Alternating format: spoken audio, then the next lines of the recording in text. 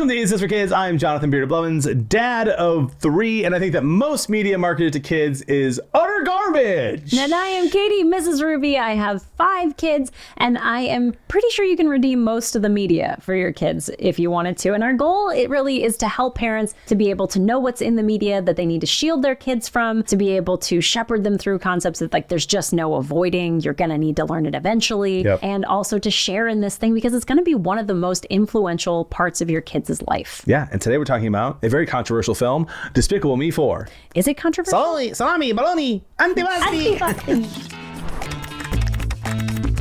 What's Despicable Me 4 about? I just watched the movie yesterday. I'm not sure I could tell you. Let me do my fun summary, go for okay? it. Because I'm telling you, this movie, while one of the most perfect movies you could have for a kid to just sit through and be nothing and laugh, was not for adults. A lot of these movies are like for both. It was hard to follow. So Gru is now a good guy. He has a beautiful wife, and he's got his family, including a new baby, who is hilarious to watch the baby hate his dad. Yep. There's a villain who I believe can turn other people and things into cockroaches. Half human, half cockroach. Yep. He's upset because Gru stole his song at some singing competition. In high school. Yep. Gru's family needs to be put into witness protection. I'm actually doing way better than I thought because I was really zoned out in this movie. And they go get new names and they leave and they have their minions. And then this guy tries to steal his baby so he can get back at him and turn his baby into a cockroach. And Gru has to decide if he's going to be a villain or stay a good guy and save his kid. Almost exactly what I have written down. Great. So that's what you should know, parents, about this film. This is not one of those ones you're going to want to sit down and watch with your kids, because I know that, and I was on my phone for 80% of that movie.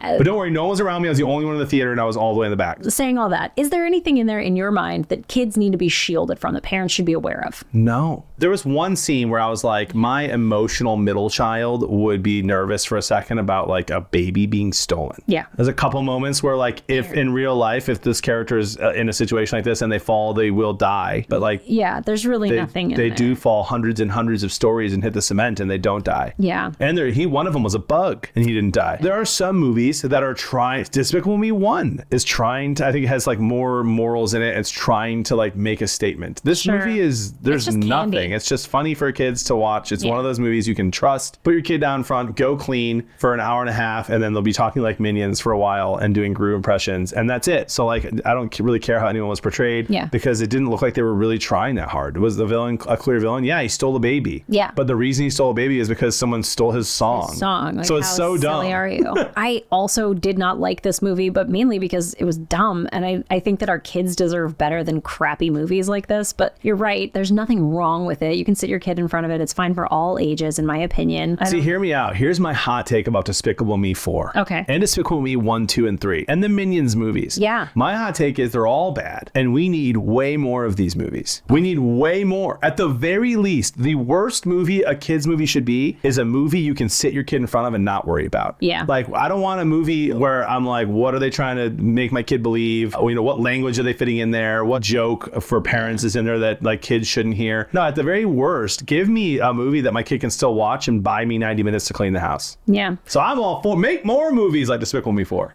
OMG, who cares? Oh, women.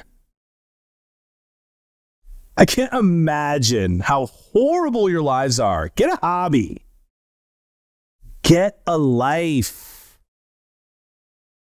You're a white woman. You have no sex. I'm a grown woman. These comments on Instagram do not bother me, but your kids shouldn't have to deal with this. That's where Bark comes in. Silence that noise.